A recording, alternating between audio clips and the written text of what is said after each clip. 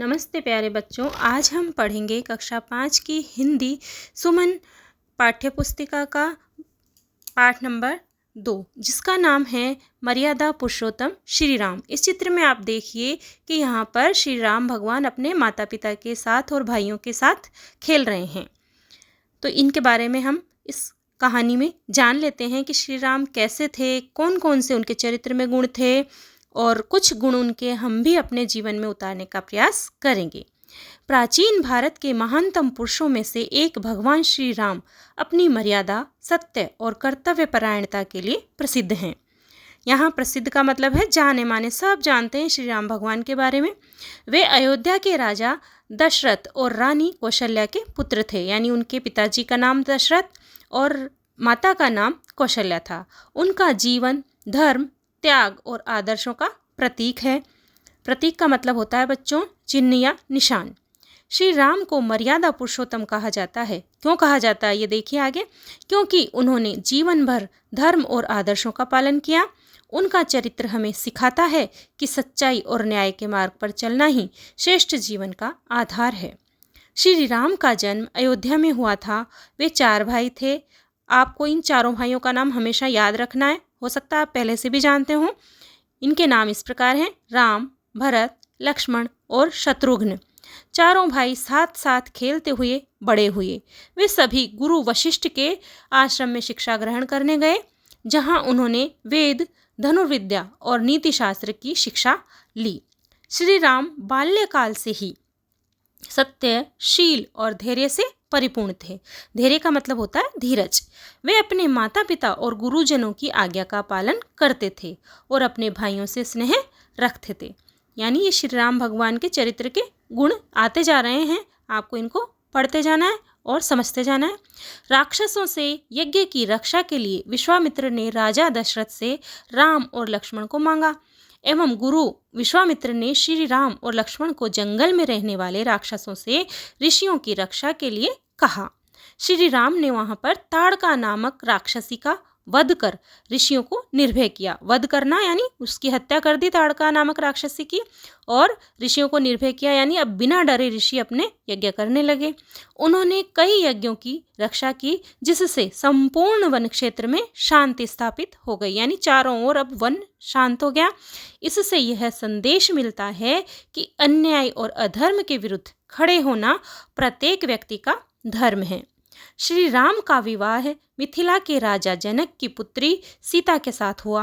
राजा जनक ने घोषणा की थी कि जो भी शिव धनुष को उठाकर उसकी प्रत्यंचा को चढ़ाएगा, प्रत्यंचा का मतलब होता है बच्चों धनुष की डोरी, तो उसी से सीता का विवाह होगा।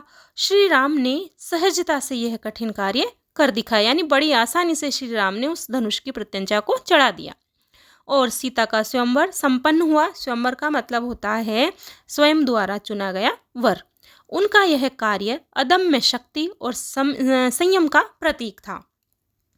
यहाँ पर अदम्य का मतलब होता है जिसे दबाया ना जा सके, और संयम का मतलब होता है अपनी इच्छाओं पर नियंत्रण करना। तो इस तरह से इनका ये कार्य था। फिर देखिए आगे, जब श्री राम के राज्याभिषेक की तैयारियां हो रही थी, तब उनकी सौतेली माँ कैकेयी ने राजा दशरथ से पूर्व में दिए गए 2 वचन मांग लिए। पहला वचन उनका था कि राम को 14 वर्षों के लिए वनवास भेज दिया जाए, और दूसरा वचन था कि भरत को राजा बनाया जाए। श्री राम ने पिता के वचनों की रक्षा के लिए बिना किसी विरोध के राजमहल छोड़ दिया। श्री राम बड़ी आसानी से मतलब अपने पिता की आज्ञा की रक्षा के लिए या उनके वचनों की रक्षा के लिए आसानी से अपनी पत्नी सीता तथा भाई लक्ष्मण के साथ वनवास को चले गए। उन्होंने यह दिखाया कि माता पिता और गुरुजन की आज्ञा का पालन ही सबसे बड़ा धर्म है। वनवास के दौरान रावण ने सीता का हरण कर लिया यानी उसको उठाकर ले गया। श्री राम ने अपनी नीतिपूर्ण योजना, पराक्रम और वानर सेना के सहयोग से लंका पर आक्रमण किया और रावण का वध कर धर्म की स्थापना की।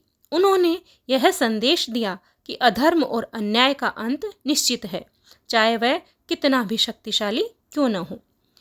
फिर लंका विजय के पश्चात श्री राम अयोध्या लौटे और उन्होंने एक आदर्श राज्य की स्थापना की, जिसे राम राज्य कहा जाता है। राम राज्य में सभी लोग सुखी और सुरक्षित थे और न्याय का पालन किया जाता था।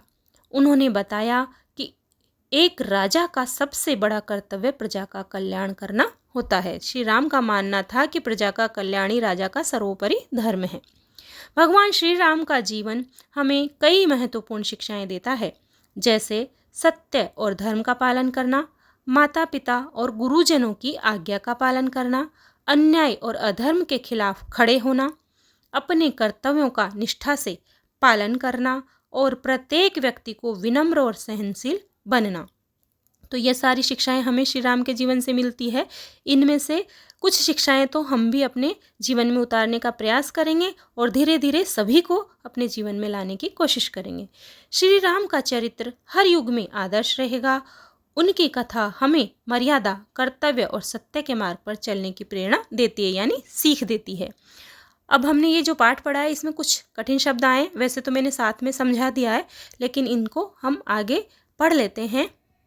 श्रेष्ठ का मतलब अच्छा, प्रसिद्ध का मतलब जाना माना, धैर्य का मतलब धीरज, निर्भय का मतलब बिना डरे, वध का मतलब हत्या, संपूर्ण का मतलब समस्त, सहजता का मतलब सरलता।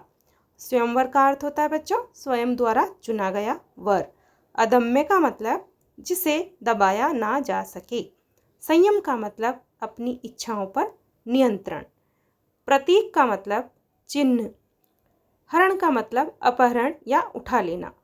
कल्याण का मतलब होता है भला और प्रेरणा का मतलब होता है सीख। तो आज हमारा ये पाठ पूरा होता है। अगले वीडियो में फिर मिलते हैं आपसे इसी पाठ के प्रश्न उत्तरों के साथ।